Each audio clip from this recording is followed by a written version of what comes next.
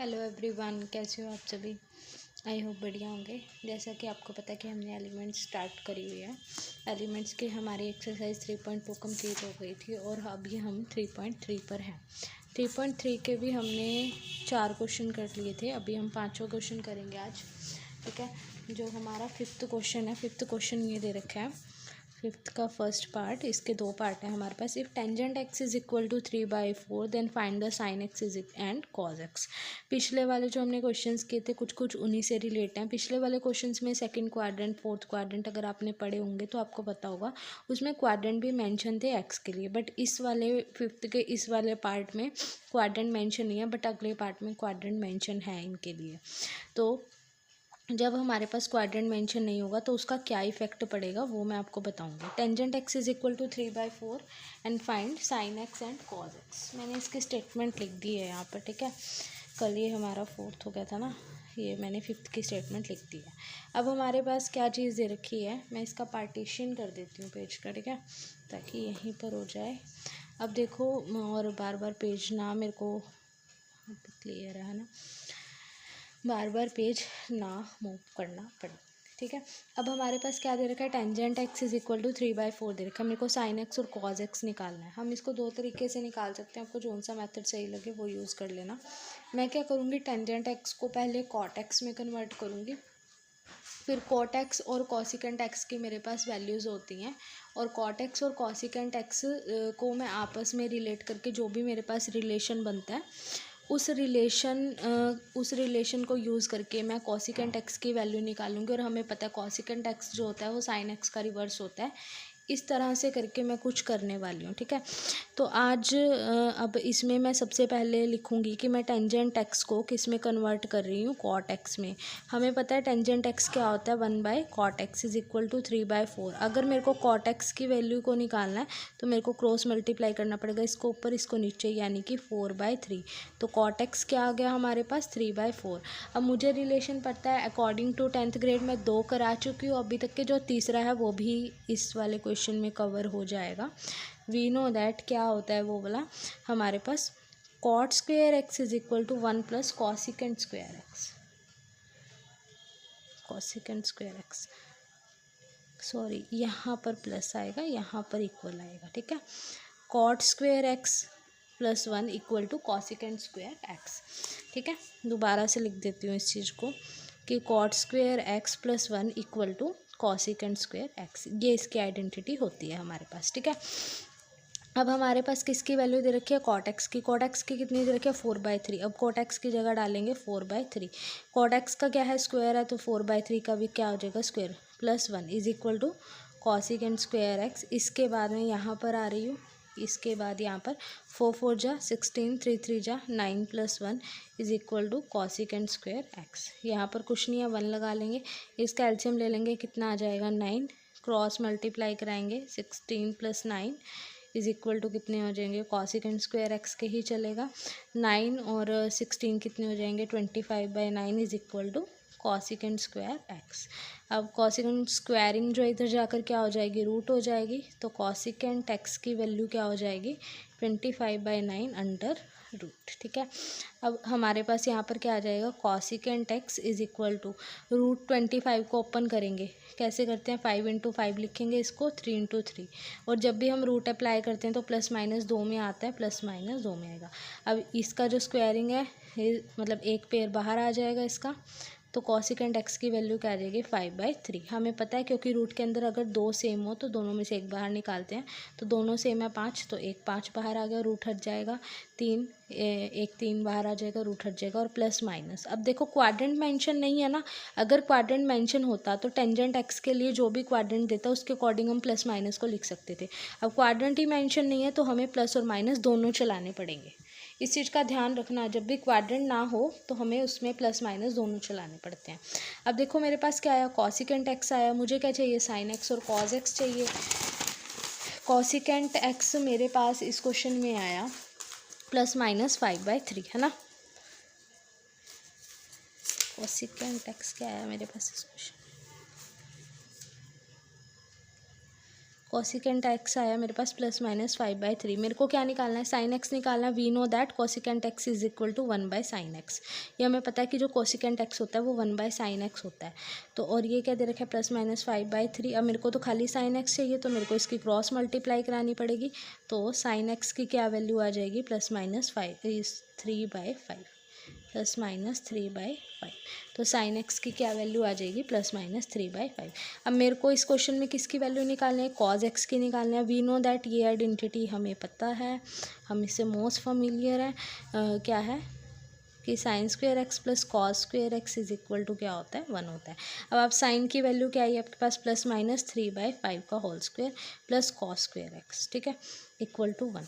अब यहाँ से कॉस स्क्वेयर एक्स जो है वो किसके इक्वल हो जाएगा, 1 माइनस, ये प्लस का उधर जाके किसका हो जाएगा, -+-3/5, इसका क्या आ जाएगा, स्क्वायर।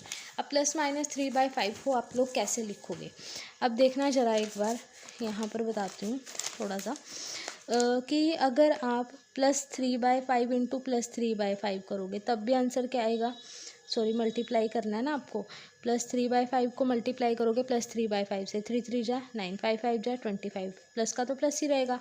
अगर -3/5 इंटू -3/5 कर तो माइनस से माइनस कैंसिल, 3 3 जा 9, 5 5 जा 25, क्योंकि स्क्वायरिंग का मतलब मल्टीप्लाई 2 टाइम। तो आप चाहे प्लस का ले लो चाहे माइनस का ले लो, आंसर तो प्लस का ही आना है। तो 9/25, तो कॉस स्क्वेयर एक्स किसके इक्वल आ जाएगा, 1 - 9/25 के। चाहे प्लस का हो चाहे माइनस का, जब भी इवन पावर होती है हमेशा आंसर प्लस का आता है, ठीक है। तो cos square x is equal to, जिसके नीचे कुछ नहीं 1 लगा लो, 25 एलसीएम लेंगे, 25 - 9 हो जाएगा।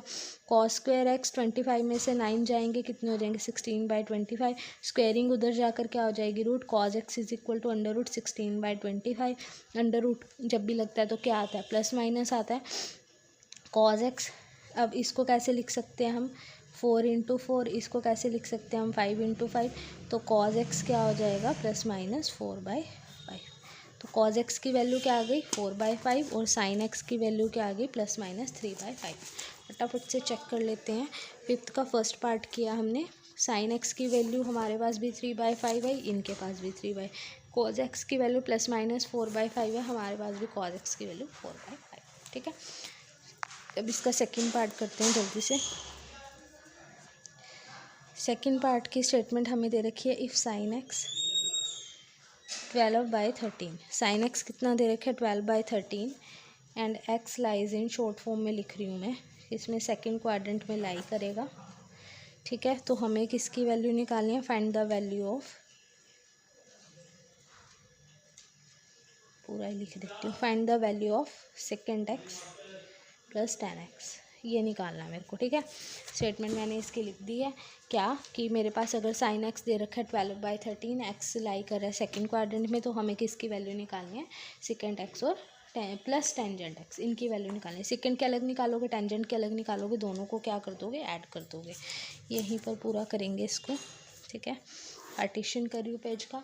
सबसे पहले मेरे को सेकेंड एक्स चाहिए, सेकेंड एक्स चाहिए तो मेरे को उससे पहले कॉज पता होना चाहिए, ठीक है। क्योंकि मेरे पास साइन गिवन है ना, सेकेंड आप तब बना पाओगे जब आपको कॉज पता होगा, ठीक है। तो आप कॉज निकालोगे पहले। देखो साइन एक्स कितना दे रखा है हमारे पास क्वेश्चन में, 12/13।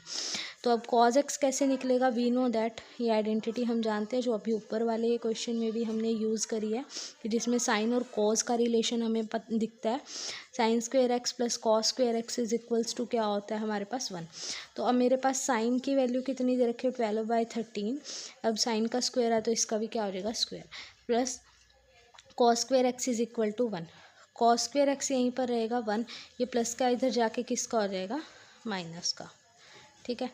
अब हमें पता है cos square x is equal to 1, हमें ये चीज़ पता है कि 12 का स्क्वायर क्या होता है, 144, और 13 का स्क्वायर होता है 169। जिसको नहीं पता वो मल्टीप्लाई कर लें 12 को 12 से और 13 को 13 से, तो यही मिलेगा। 1 के नीचे कुछ नहीं है तो 1 लगा लेंगे हम। कॉस स्क्वेयर एक्स, अब जैसे ही मैं इसका एलसीएम लूँगी तो एलसीएम इसका आएगा 169, क्रॉस मल्टीप्लाई 169, इधर जाएगा -144। कॉस स्क्वेयर एक्स 169 में से 144 लेस करोगे कितना आएगा, 25, और नीचे क्या आएगा 169। स्क्वेयरिंग है उधर जाकर क्या हो जाएगा हमारे पास, अंडर रूट, और जैसे ही आप लोग अंडर रूट लगाते हैं तो क्या आता है, plus minus. Cos x is equal to, अब अंडर रूट को हटाने के लिए हमें क्या करना पड़ता है, अब इसके जैसे ही खोलोगे 5 इंटू 5 आएगा, क्योंकि 5 5 25, तो 5 आ जाएगा बाहर और रूट हट जाएगा। 169 किसका होता है, 13 का, 13 इंटू 13 इज इक्वल टू 169, 169 आ जाएगा तो 13 का पेयर बन जाएगा, तो 13 बाहर आ जाएगा, रूट हट जाएगा। तो अब ये हमारे पास कौन सा क्वाड्रेंट है, सेकंड क्वाड्रेंट है ना। सेकंड क्वाड्रेंट में कॉज क्या होता है, कॉज होता है नेगेटिव। सेकंड क्वाड्रेंट में कॉज क्या होता है, नेगेटिव। तो सिर्फ हम इसमें माइनस वाली वैल्यू लेंगे, प्लस की वैल्यू को नहीं उठाएंगे। तो कॉज की वैल्यू क्या आ गई, -5/13। लेकिन हमें इसमें क्या चाहिए, सेकंड चाहिए। तो कॉज क्या होता है, 1/sec होता है, इज इक्वल टू -5/13। वो करा देंगे इसकी क्रॉस मल्टीप्लाई। जैसे ही मैं इसकी क्रॉस मल्टीप्लाई कराऊंगी तो sec इज इक्वल टू -13/5। ठीक है, ये आ जाएगा। अब मेरे को कौन चाहिए, टेंजेंट एक्स चाहिए। अब टेंजेंट एक्स को हम कैसे निकालेंगे, टेंजेंट एक्स को निकालने के हमारे पास दो तरीके होते हैं, दो तरीके हैं इसमें। एक तो आप वो tangent square x plus 1 is equal to secant square x का फॉर्मूला लगा सकते हो। दूसरा हमारे पास यहाँ पर एक ये चीज़ होती है कि जो टेंजेंट एक्स होता है वो किसके इक्वल होता है, sine x by cos x के इक्वल होता है, वी नो दैट, है ना। अब साइन एक्स क्या है हमारे पास, 12/13, और कॉज एक्स अभी मैंने निकाला, कितना आया, -5/13 आया, है ना। तो अब मैं इसको क्या लिख सकती हूँ, टेंजेंट एक्स इज इक्वल, यहाँ पर टेंजेंट एक्स। अब जब इस चीज़ को लिखना है तो मैं कैसे लिखूँगी, साइन एक्स की वैल्यू तो ये गिवन है क्वेश्चन में, है ना, ये आई थी। और इस कॉज एक्स की वैल्यू अभी मैंने ये निकाली, तो ये कॉज एक्स की वैल्यू मैंने यहाँ डाल दी। तो 12/13, अब इसको ऊपर लेके जाऊँगी तो क्या आएगा, 13/-5। रेसिप्रोकल 13 से 13 कैंसिल, तो tangent x is equal to -12/5। तो ये डायरेक्ट आ गया इससे, और आप फॉर्मूले से भी निकाल सकते हो। कौन सा फॉर्मूला हम इसमें यूज़ करेंगे, tan² x + 1 is equal to sec² x, वो भी यूज़ कर सकते हैं। अब हमारे पास सेकेंड मिल गया, 10 मिल गया, हमें दोनों को क्या करना है, ऐड। जैसे ही अब हम ऐड करेंगे, क्या करना है, sec x प्लस के 10x, sec x कितना आया, -13/5, प्लस का साइन, और 10x क्या आया, -12/5। अब हमें ये चीज़ पता है क्या, कि -13/5 या प्लस माइनस दो साइन इकट्ठे नहीं आएंगे तो एक साइन आ जाएगा, प्लस माइनस माइनस होती है। और ये हमारे पास आ गया एलसीएम, जब दोनों सेम हो डिजिट नीचे तो एक बार लिख देंगे। और माइनस माइनस क्या होती है, माइनस माइनस होती है प्लस। 12 और 13 कितने होंगे, 25। 13 बड़ा, 13 के आगे कौन सा साइन है, माइनस का, तो इसलिए 25 के आगे भी कौन सा साइन आएगा, माइनस का। 5 1 जा 5, 5 5 जा 25, तो आंसर क्या आ जाएगा, -5। क्या आ जाएगा आंसर, -5। तो हमारे पास फिफ्थ के सेकंड क्वेश्चन का आंसर क्या आया, -5। तो फिफ्थ का सेकंड क्वेश्चन का आंसर क्या है हमारे पास, -5।